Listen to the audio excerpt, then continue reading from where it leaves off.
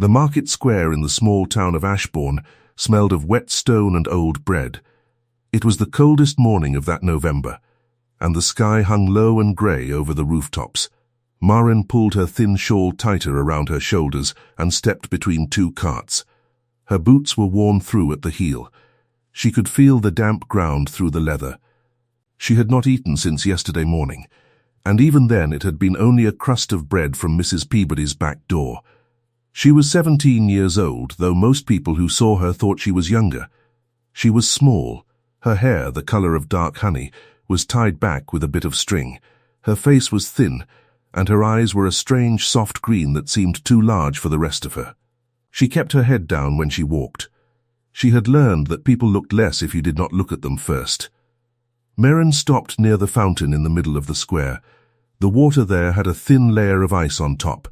A pigeon walked along the edge, looking at her with one small black eye. She swallowed. Her throat was dry. She had come here to sing. She had done this before, twice, and both times she had walked home with nothing but shame. But her small brother was sick again, and there was no coal in the grate, and her mother's cough had gotten worse in the night. She had no other plan. She could sew a little, she could read, but no one in Ashbourne would give a girl in a torn dress work that paid before Christmas. And Christmas was still 6 weeks away. She closed her eyes for a moment. She thought of her father, dead these 3 winters past. He had taught her to sing when she was very small. He had said her voice was a gift, though he had also warned her that gifts were often more trouble than they were worth. She had not understood then. She thought she understood now. She opened her mouth. The first note came out thin and shaky. She stopped. She swallowed again. She tried once more. This time the note held. It rose above the sounds of the market, the calling of the fishwoman, the rattle of a barrow, the low talk of the men near the alehouse. It was an old song, a song her father had loved. It was about a girl who waited by a river for a boy who did not come home from the war. It was a sad song. Maren had always thought it was too sad to sing in public, but it was the song her voice knew best. She sang. She did not look at anyone. She fixed her eyes on the pigeon on the fountain, and she sang. The words came out clean and clear. Though her hands were shaking so badly, she pressed them flat against her sides. A woman with a basket of turnips stopped walking. Then a boy carrying a milk pail stopped too. Then an old man with a bent back leaned against the door of the baker's shop, and he did not move. Maren did not see any of this. She was watching the pigeon. She was thinking about her brother's cough and the last coin her mother had hidden inside the flour tin. She finished the first song. There was a small silence. Then someone dropped a copper into the tin cup she had set on the cobbles at her feet. It made a small, sharp sound. Maren nearly cried. She did not. She had promised herself she would not. She sang again. This time it was a livelier song, one about a shepherd who lost his hat in a windstorm. It was silly and short, and by the end of it 2 more coppers had landed in her cup. A child laughed. A woman patted her arm as she walked by. Maren felt the smallest, strangest lift inside her chest. Not hope, exactly. Hope was too big a word. Something quieter. Something like breath. She did not see the tall man across the square who had stopped in front of the tobacco shop. She did not see the way his coat, dark green and cut very well, moved as he turned toward her voice. She did not see how his gloved hand, which had been reaching for the door of the shop, dropped slowly back to his side. But she was seen. The Duke of Blackmore was 32 years old, and he had not intended to stop in Ashbourne at all. He had been riding through with his steward, on his way south to a matter of business in Bath. But his horse had thrown a shoe an hour outside of town, and the nearest smith was here. The Duke did not mind waiting. He preferred small towns. In London the air was too thick with people who wanted things from him. Here he was, simply another traveller with a good coat. He had been thinking about buying tobacco for his valet, who was fond of it. He had been thinking about nothing much, and then, quite without warning, he had heard the voice. It was, he thought, A voice like a candle in a dark room, small, not showy, but clear enough that you could not look away from it. He turned. He saw the girl by the fountain. She was too thin. Her dress was patched at the elbows. She sang without any of the tricks he had seen at the opera in London, without any pretty flourishes, without any glances at the crowd. She sang as though she were alone. He listened. He forgot the tobacco. He forgot his valet. He forgot the horse and the steward and the road to Bath.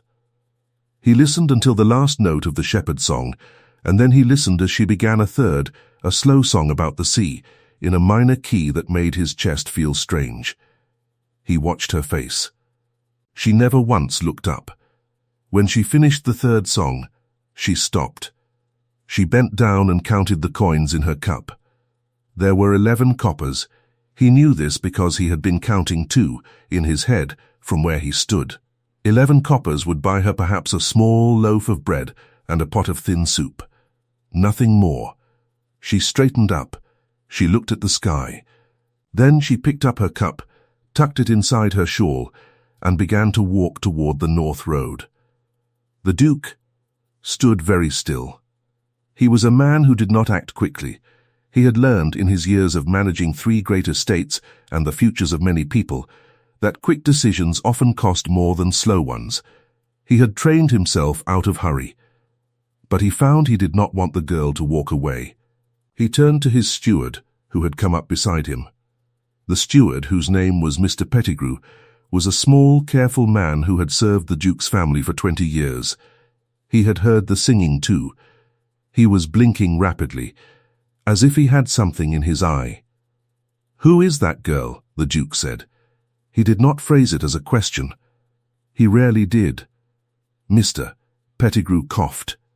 "I could not say, Your Grace. Shall I make inquiries?" "Yes, directly, sir." "Directly, Mr." Pettigrew nodded and moved off across the square with the quick, soft step of a man who had spent a lifetime being useful. The Duke stayed where he was. He watched the girl until she turned the corner by the wheelwright's shop and vanished from sight. He noticed, without meaning to, the exact color of the sky above the corner where she had disappeared. It was a grey so pale it was nearly white. He did not know why he noticed this. He rarely noticed skies. Maren did not go home right away. She stopped at the baker's back door and traded 3 coppers for a small loaf and the crust ends of 2 others. She stopped at the milkwoman's stall and got a small tin of milk for 2 more. 6 coppers left. She would buy coal with 3 and save 3. If her brother needed the doctor again, she would need every farthing she could keep. She walked home slowly. Her feet hurt. Her throat felt raw from the singing, though it had been only 3 songs. She was not used to using her voice like that. She had sung in the kitchen at home, and sometimes in the churchyard when no one was listening. She had never sung to strangers. Home was a small cottage at the very edge of Ashbourne, past the last row of proper houses, where the road turned to mud in the rain and the fields began. The roof leaked in 3 places. The door hung a little crooked, but the walls were stone, and the little hearth still worked, and inside there were 3 people Maren loved more than anything in the world. Her mother was at the table when she came in. Her mother, Mrs. Ashcroft, had once been a gentleman's daughter. She had married beneath her, or so her family had said when she chose Maren's father, a music teacher from a village near the coast. Her family had never spoken to her again after the wedding. When Maren's father had died, no letter of comfort had come. When the money had run out, no help had arrived. Maren had learned at 14 what it meant to be truly on one's own. Her mother looked up. She was very thin now. Her face was pale, and her cough was worse than it had been last week. She smiled when she saw Maren. She smiled every time, no matter how tired she was. "You are back early, my love." "I brought bread," Maren said. She set the loaf on the table, and milk, and there is coal money. "How?" I sang in the market. Her mother's smile faltered. Her mother knew. She had known for years that Maren might one day have to do this. It had been a thing whispered about between them, in the worst weeks, when there had been no other choice. But it had not happened yet. Now it had. "Oh, Maren." her mother said. It was not so bad, Maren said quickly. People were kind. I sang 3 songs. Papa's songs. Her mother's eyes filled with tears. She reached out and took Maren's hand. Her fingers were cold. Did anyone speak unkindly? No, Mama, truly. That was the truth. Maren was not the sort to lie to her mother, though she had left out that a small boy had thrown a bit of mud at her feet on the way home, from behind a wall where she could not see him. That was too small a thing to mention. It had not landed on her, in any case. Her small brother came in from the back room. His name was Thomas, and he was 9 years old, and he had a cough that had lasted since summer. His face brightened when he saw the bread. Maren cut him a piece and warmed a little milk over the hearth. She watched him eat. She thought for the 100th time that she would sing every day in the market if she had to, until he was well, until the cold months passed, until spring came and the fields could give them something. She did not know then that spring was still very far off, and that many things would happen before it arrived. Mr. Pettigrew returned to the Duke that afternoon with a small folded paper in his hand. The Duke was standing in the inn yard, watching the smith finish with his horse. He did not turn when Mr. Pettigrew approached, but he lifted one hand slightly, meaning that his steward should speak. Her name is Miss Maren Ashcroft, Your Grace. 17 years of age. Lives at the edge of the town with her mother, who was born Miss Cecily Ainsworth of the Ainsworths of Kent. Her father was Mr. John Ashcroft, a music master, deceased 3 winters past. She has 1 brother, aged 9. The family has no income of any kind. The mother is ill. The girl sings. The Duke was quiet for a moment. He knew the Ainsworth name. He had met the old Ainsworth once, at a country party, years ago. A cold man, a man who did not forgive. How ill is the mother? Very, Your Grace. The doctor at Ashbourne says she will not last the winter without proper care. And the girl, is she what she seems? Miss Pettigrew paused, choosing his words. She seems, Your Grace, to be exactly what she is.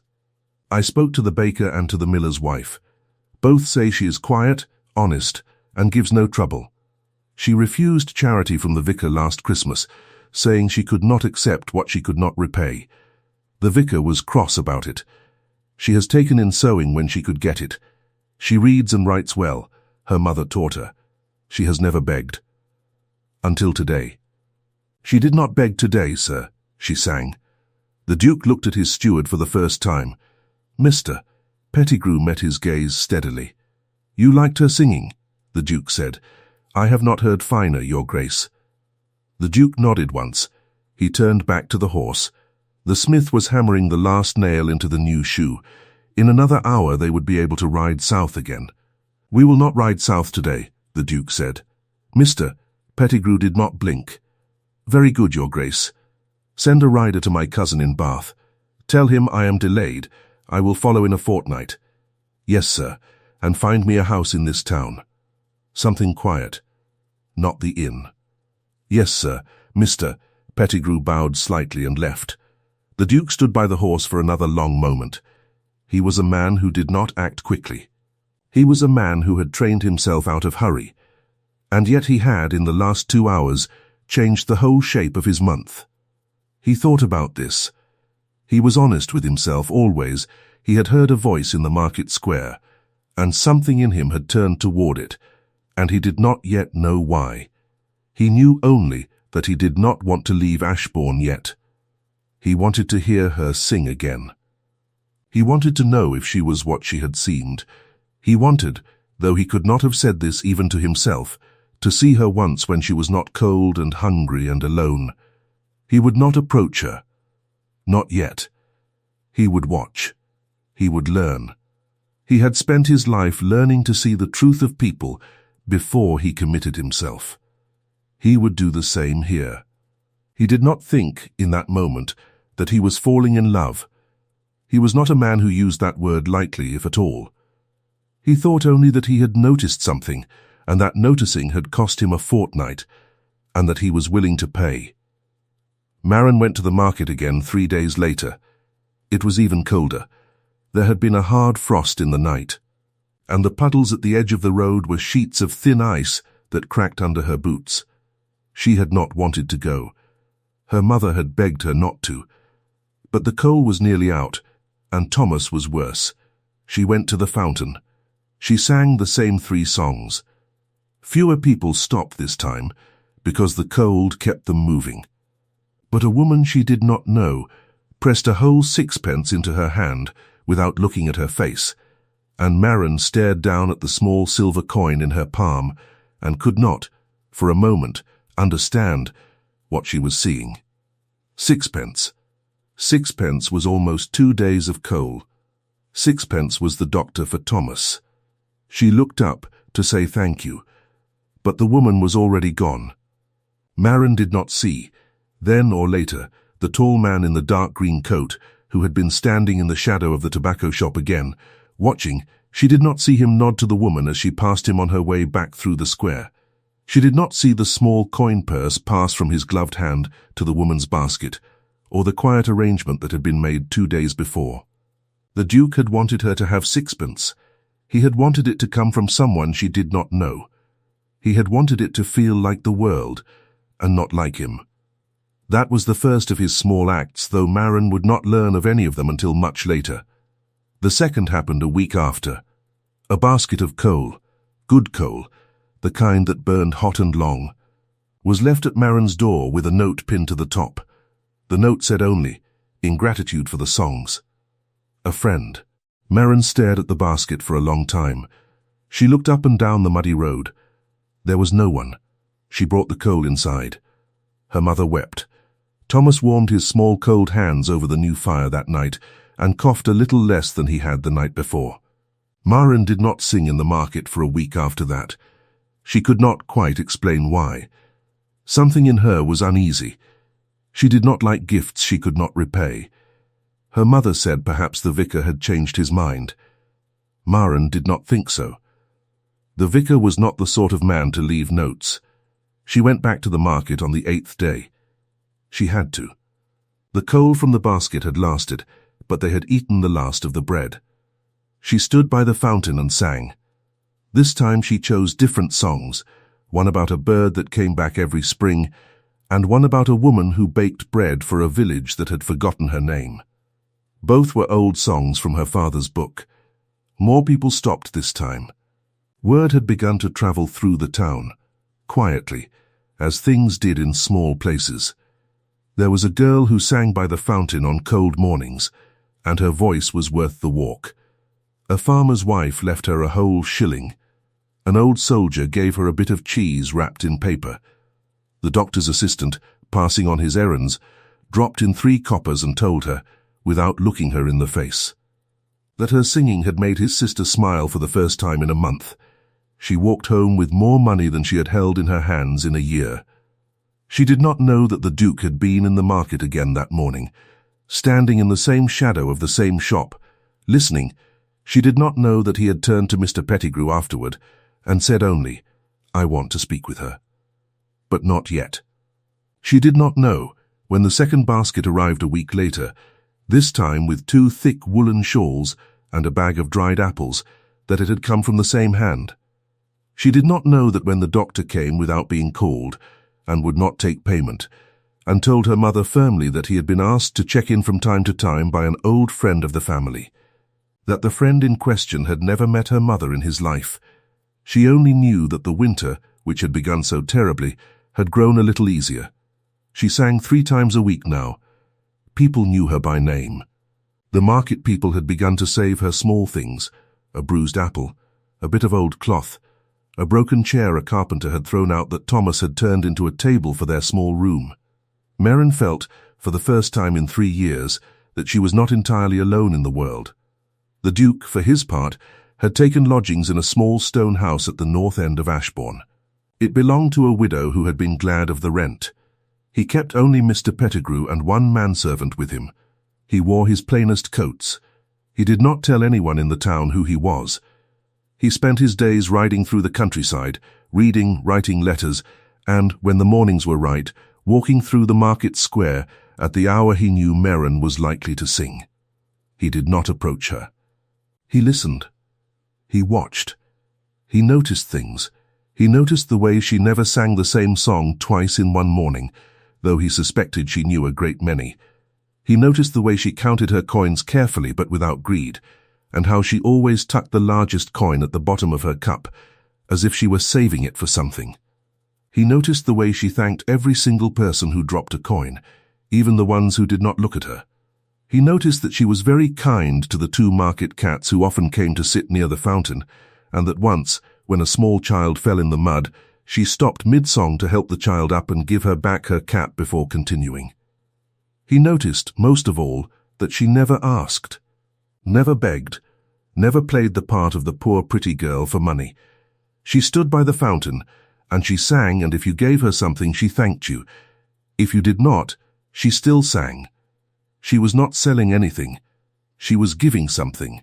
She only accepted, quietly, whatever came back. He had never met anyone quite like her. He did not at first know what he intended to do about it. He had come to Ashbourne to hear her sing again, and he had done that. He could go now. He could return to his life. He could pay Mr. Pettigrew to see that the family was cared for through the winter without her ever knowing. He had done such things before, quietly, for others. But he did not go. He stayed. He wrote long letters to his sister, who lived in the north, that he did not send. He rode out to the moor at the edge of the town in the afternoons, and stood looking at the grey sky. He thought about the girl by the fountain, and about the fact that he was a duke, and that she was the daughter of a music master, and that the world of England had a great many rules about the distance between those 2 things. He thought about his own life. He was 32 years old. He had never married. His mother had been dead for 11 years, his father for 6. He had one sister, who was married to a kind man in Northumberland. He had cousins he did not much care for. He had 3 great houses and more land than any one man could walk in a lifetime. He had a title that opened every door in England and closed a great many too. He had never been in love. He had thought, once or twice, that he might be, but the feeling had passed like weather. He had assumed, in a quiet way, that he was not the sort of man love happened to. He had been at peace with this. He was not at peace now. The trouble arrived on a Tuesday. Maren had gone to the market as usual. She had sung her 4 songs, and the small crowd had been generous. And she had a pocket full of coppers, and a small pot of honey a farmer's wife had given her. She was walking toward the north road when a carriage clattered up behind her, and a woman's voice called sharply from inside it, "You there. Girl, stop." Maren stopped. She turned. The carriage was a grand one, painted dark blue, with a coat of arms on the door that she did not recognize. A woman was leaning out of the window. She was perhaps 50 years of age, with a hard mouth and a very fine hat. Maren curtsied politely. She had been taught by her mother to be polite to everyone, regardless of their coat. "Ma'am, you are the girl who sings in the market." "Yes, ma'am." "Come closer." Maren stepped closer. The woman in the carriage looked her up and down. Her eyes were cold. Maren felt, in that moment, the way she sometimes felt when a stray dog decided whether or not to bite. "What is your name?" "Maren Ashcroft, ma'am." The woman's face changed. It was a very small change, a tightening of the mouth, a flicker at the corner of the eye. But Maren saw it. "Ashcroft, your mother, she is Cecily Ainsworth's daughter." Maren blinked. "My mother's maiden name was Ainsworth, yes, ma'am." "I thought as much." "You have a look about the eyes." Maren did not know what to say. She stood in the mud of the road, with her pot of honey and her handful of coppers, and a woman she had never seen before was looking at her as though she were a stain on a good tablecloth. "Ma'am, I do not know. Of course you do not. Why should you? Your mother has been very careful, no doubt, to hide from you what she is." The woman gave a small, thin laugh. "But I will tell you plainly, since no one else has bothered. Your mother threw away a good name for a music teacher, and you are what came of it. A common girl, singing for scraps in the market, like a gypsy child. Do not, when you go home, tell your mother that you spoke with Lady Vantage of Kent. She and I have not spoken in 20 years, and I have no wish to begin now. I only wished to see you. Now I have seen you. That is all." She did not wait for Maren to answer. She rapped on the roof of the carriage with her cane. The driver clicked to the horses. The carriage rolled on. Maren stood in the mud and watched it go. She did not cry. She stood very still for a long moment. Her hands were shaking. She looked down at the pot of honey. She looked up at the sky. Then she began to walk again, and by the time she reached her own door, her face was composed, and she had put the words she had heard away in a locked place inside her chest, where she meant to keep them. She did not tell her mother. The Duke heard about it that evening. He heard about it because a groom at the inn had seen the carriage, and Mr. Pettigrew had made a quiet inquiry, and by supper the story of Lady Vantage's cold words to the girl by the road had made its way to the small stone house at the north end of Ashbourne. The Duke listened without speaking. When Mr. Pettigrew was finished, the Duke went to his study and closed the door. He did not come out for 2 hours. Mr. Pettigrew, when he was very old, would sometimes tell the story of that night to his grandchildren. He would tell them that he had been serving his master for 20 years by then, and he had never once seen the Duke of Blackmore truly angry. He would tell them that he saw it that night. He would tell them that it was quiet. It was very quiet, but it was there. The Duke came out of the study near midnight. He gave Mr. Pettigrew 3 instructions. Mr. Pettigrew wrote them down. The first was that a small sum of money, Mr. Pettigrew was not to specify the source, was to be sent to a certain solicitor in London, with instructions that a small annuity be established in the name of Mrs. Cecily Ashcroft of Ashbourne, sufficient to keep her family in modest comfort for the rest of her natural life, and to educate her son, and to provide her daughter with a small dowry, should she ever wish for one. The gift was to be described as coming from an anonymous friend of the late Mr. Ashcroft.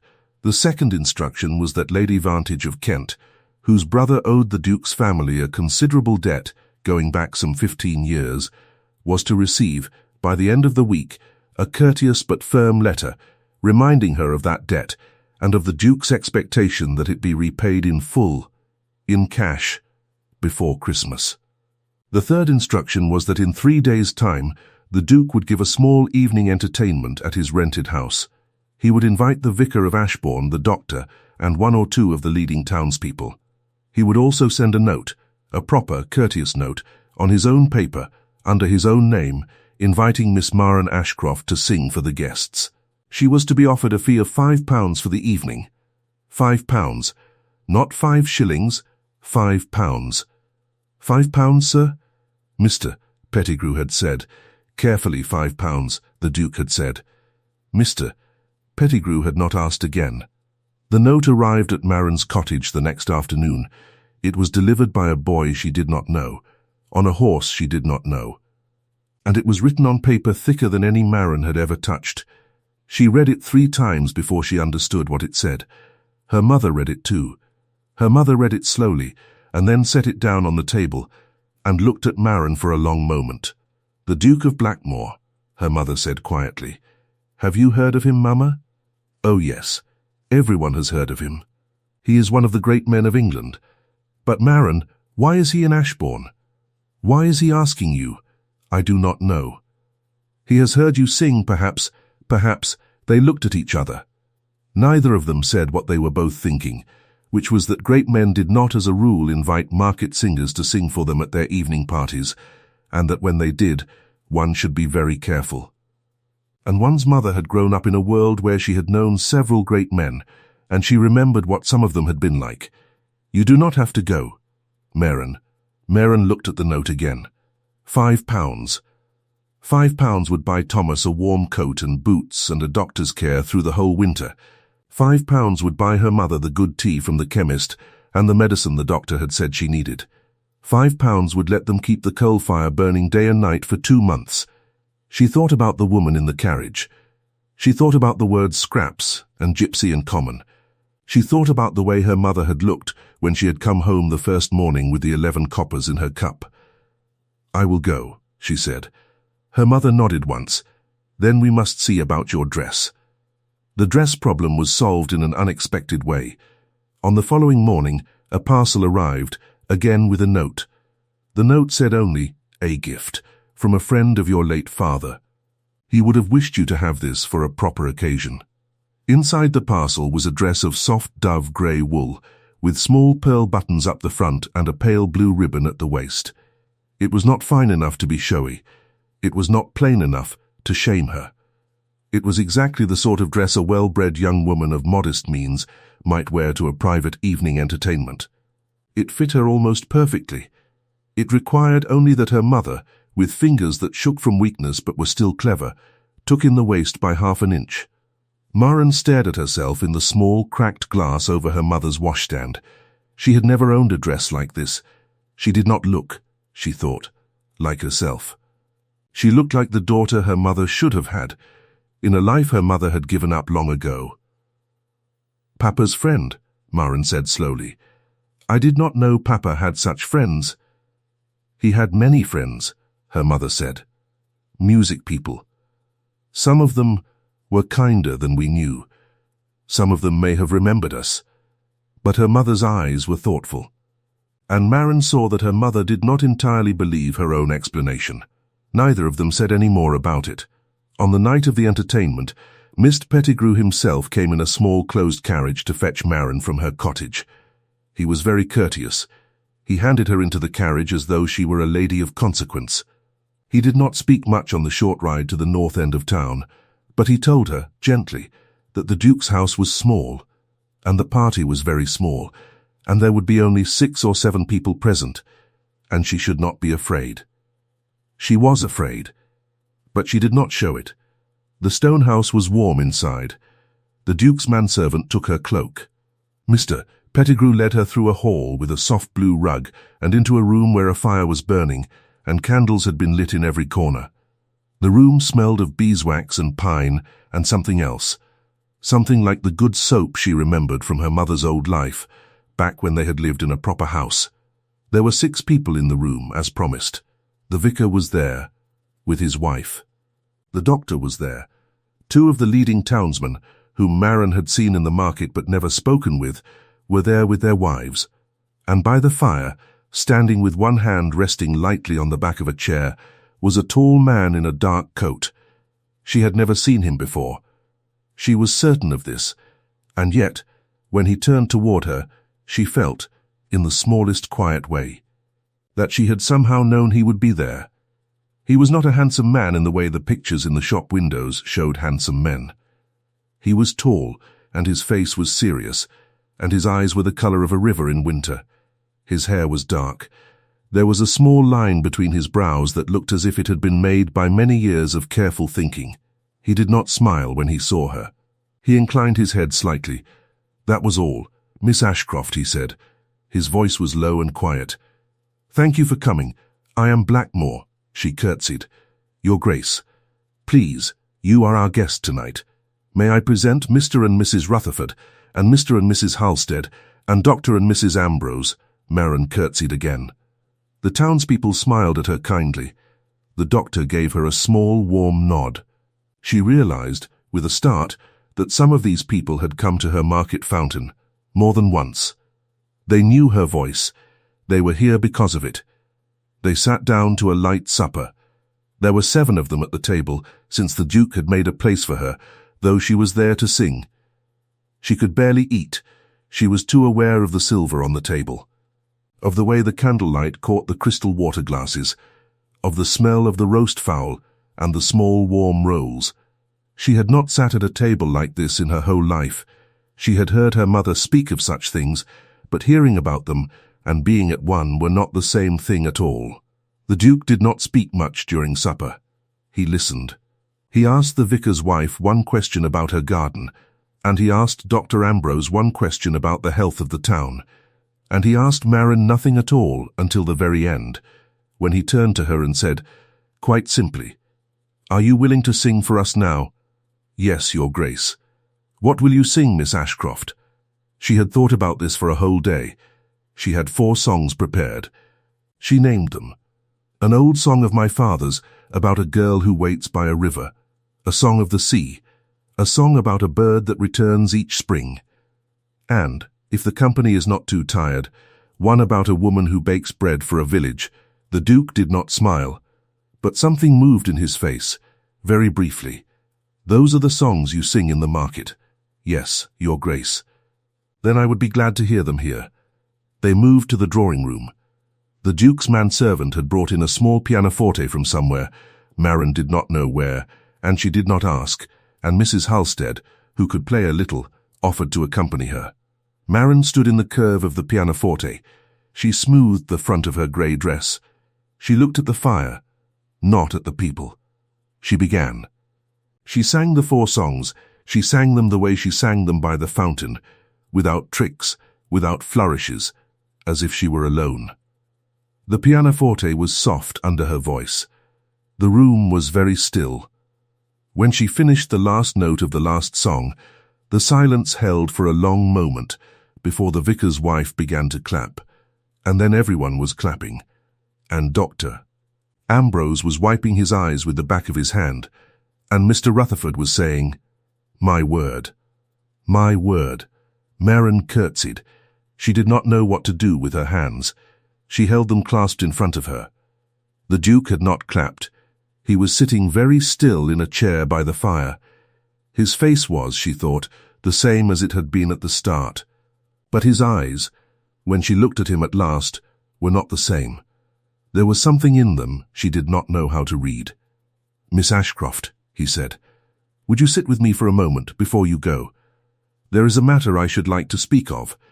She had known, from the moment the note arrived, that there would be some moment like this. She had told herself she would be ready for it. She had told herself she would be polite and firm, and she would not accept anything improper. She had told herself she was not a fool. She sat down in the chair he indicated, which was near the fire but not too near his own. The other guests, tactful in the way of small-town people who understood such things, had drifted to the other end of the room, where they were being served small glasses of a warm, sweet drink by Mr. Pettigrew. Maren and the Duke were not alone, but they were, for the space of a few feet, in a small, quiet space of their own. "Miss Ashcroft," the Duke said. He was quiet for a moment. He seemed to be choosing his words. Maren had the strange feeling that he did not often have to choose his words, and that he was doing so now with care, and that this was somehow more respectful than any speech. "You sing very well." "Thank you, Your Grace. I have heard you sing before. In the market, several times." She blinked. "You have, Your Grace?" "Yes, I have been in Ashbourne for some weeks. I have heard you sing on perhaps 8 occasions." She stared at him. Her mouth felt dry. She had never known. She had never seen him. She had never even suspected. She thought of all the mornings she had stood there in her patched dress, with her tin cup, her voice rising in the cold air, and he had been listening. He had been listening every time. "I did not know," she said. Her voice came out small. "You were not meant to know. Why did you?" She stopped. She started again. "Why did you not come and speak to me then?" "Because I did not at first know what I meant to say." He was watching her face. His hands were folded in his lap. She saw that they were long and steady, and not gentle-looking, but not cruel either. They were the hands of a man who had done work of some kind, though not the kind of work she was used to. "And now, Your Grace? Do you know?" He was quiet for a long moment. When he spoke, it was not what she expected. "I know that you have been kind to the market cats. I know that you count your coins from the smallest to the largest, and that you always tuck the biggest coin at the bottom of your cup, as if you are saving it. I know that you helped a child in the mud last Wednesday and gave her back her cap before you finished your song. I know that you have never begged. I know that when Lady Vantage stopped you in the road and said cruel things to you, you did not answer her, and you did not tell your mother when you came home. I know that." Maren stared at him. Her hands, in her lap, had gone still. Something in her chest was doing something strange. It was not quite pain and it was not quite joy, and she did not know its name. "How?" she said. "How do you? I have been careful. I have not asked much, but I have paid attention. The coal," she said slowly, "the dress, the doctor." He inclined his head, very slightly. "Your Grace." It was not much. "Please do not overstate it." "It was everything," Merrin said quietly. Her voice was steady, though it had gone very low. "You do not know what it was." He looked at her for a long moment. She looked back at him. In that moment, neither of them looked away. The fire hissed softly. Somewhere at the other end of the room, the vicar's wife laughed at something Mr. Pettigrew had said. Merrin could hear it as if from a great distance. Time seemed to stretch out and slow. She could see the small line between the Duke's brows, and the way the firelight touched the side of his face, and the very small movement at the corner of his mouth that was not quite a smile, but was something. "Miss Ashcroft," he said at last, "there is something I must ask you. You are not obliged to answer tonight. You are not obliged to answer at all. I have arranged a small sum for your family already, a proper legal arrangement through my solicitor. It stands whether you say yes or no to what I am about to ask. It is not a bargain. Do you understand me?" Yes, Your Grace." "Good. I do not wish there to be any confusion." He paused. He drew a slow breath. She saw then that he was not as calm as he seemed. He was a man who had spent his whole life being calm, and he was, in this moment, working at it very hard. "I would like to know you better, Miss Ashcroft. Not as your patron, not as the man who sends coal, as a man who, if you would allow it, would visit your mother in your cottage in the open sight of the town, and would take tea in your kitchen, and would speak with you plainly, and would let the town of Ashbourne draw whatever conclusions it wishes to draw. I am asking your permission to court you, in the ordinary way. That is all I am asking tonight." Merrin could not for a moment speak. She looked down at her hands. Her hands, in their grey sleeves, on her grey lap, were small and thin. She was 17. She sang for scraps in the market. Her mother had been thrown out of her family for marrying beneath her, and Lady Vantage had called her a common girl. And here was a Duke of England asking, quietly, in his own small stone house, if he might come to her cottage and take tea in her kitchen. She thought, very quickly, of all the reasons this was impossible. Then she thought of the way he had said, "I have paid attention." She looked up. "Your Grace," she said, "you may take tea in our kitchen, if my mother agrees, and if the town wishes to draw conclusions, then the town will do as the town does." He did not smile broadly. He was not that sort of man, but something in his face eased, and the small line between his brows softened, and he inclined his head to her with a gravity that was, she understood, the deepest kind of thanks. "Thank you, Miss Ashcroft. Thank you, Your Grace. I will come tomorrow then, in the afternoon. If that suits." "It suits." She rose. He rose. The other guests at the other end of the room glanced over as if they had felt the change in the air. Mr. Pettigrew stepped forward to escort her to the carriage. She was given her cloak. She was given her fee, £5, in 5 gold coins, in a small silk purse, and told again how much they had enjoyed her singing. The vicar's wife kissed her cheek. The doctor pressed her hand and said, gently, that he would be by to see her mother in the morning. Merrin went home in the small closed carriage. She sat in the corner and held the silk purse in both her hands. She looked out at the dark streets of Ashbourne. She thought in a slow, careful way about what she had just done, and what had just been asked of her, and what she had just agreed to. She was not a fool. She knew that in the ordinary world, dukes did not marry girls who sang in market squares. She knew that in the ordinary world, this sort of thing ended with sorrow. She knew all of it. But she also knew, in a small, quiet corner of herself, that she had not lied to him, and he had not lied to her. That, she thought, was more than most people ever had at the beginning of anything. Her mother was waiting up when she came in. Thomas was asleep in the back room. The fire was low. Merrin set the silk purse on the table. Then she sat down beside her mother and told her, in a soft voice, everything that had happened. Her mother listened. Her mother did not interrupt. When Merrin was finished, her mother took her hand and held it for a long time. "He is a good man," her mother said at last, "or he is a very careful liar. I do not know which. But I know that a very careful liar does not send coal for a month without a word." No, Mama. You must decide, Merrin. Not tomorrow. Not next week. In time. You must decide with your whole heart, not just because he has been kind. I know, Mama, and if he ever gives you reason to doubt him, even once, you will come home. Do you hear me? You will come home to me, and we will manage. We managed before. I hear you, Mama. They sat together by the fire for a long time. The 5 gold coins in the silk purse gleamed in the firelight. Outside, the wind had risen. Somewhere in the fields, a fox called.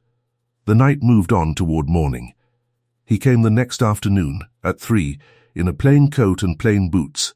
He knocked at the door as any man might. He asked, very courteously, whether he might come in. He sat at their small, scarred kitchen table, on a chair that wobbled a little on its uneven leg. He took tea from a chipped cup, and he thanked Merrin's mother for it as if it were the finest china in England. He spoke with Mrs. Ashcroft for a long while. He asked her about her health. He asked her about her son. He asked her about her own girlhood, and to Merrin's surprise, her mother answered. Slowly at first, then more freely. He asked about Merrin's father, and her mother's eyes filled, but she smiled. She told him things about John Ashcroft that Merrin had not heard in years. He was, Merrin realized, the sort of man who listened as though listening were his real work, and speaking only a small part of it. He stayed 1 hour. He did not overstay. When he left, he asked Mrs. Ashcroft's permission to return in 3 days. She gave it. He returned in 3 days. And then, in 3 days more. The town of Ashbourne began to talk. Some said it was a scandal. Some said it was a fairy tale. Some said it was neither, and that the Duke of Blackmore was a man of quiet and careful judgment, and that he did nothing without reason, and that if he was going to Mrs. Ashcroft's kitchen twice a week to drink weak tea from a chipped cup, then perhaps there was more to the singing girl by the fountain than the town had first supposed. Lady Vantage of Kent, when the news reached her, wrote a very cold letter. She sent it to her old family solicitor, and the solicitor, who was also the Duke's solicitor, quietly put the letter into a drawer and did not answer it. Lady Vantage received, 3 days later, another firm note reminding her that her family's debt was still due before Christmas. She paid it. She was not heard from again in the matter of the Ashcrofts for a very long time. Christmas came. The Duke sent no grand gift, because he had understood by then that grand gifts were not what this family needed or wanted. Instead, he sent one small book of songs, bound in dark green cloth, with a note inside that said only, "For your father's daughter." Songs he might have known. Merrin wept when she opened it. Her mother wept. Thomas, who was much stronger now and eating regularly and coughing hardly at all, held the book and turned the pages carefully with his small clean hands and said that he would learn to read the songs before spring. Winter passed. The Duke did not leave Ashbourne. He wrote to his cousin in Bath and delayed his business there twice more. He wrote to his sister in Northumberland and told her in a plain letter that he had met a young woman he thought she should like to know. His sister wrote back that she was surprised to hear it and would come south in the spring to meet the young woman for herself. Maren, all through those weeks, kept singing in the market. She had not stopped. She had insisted on it.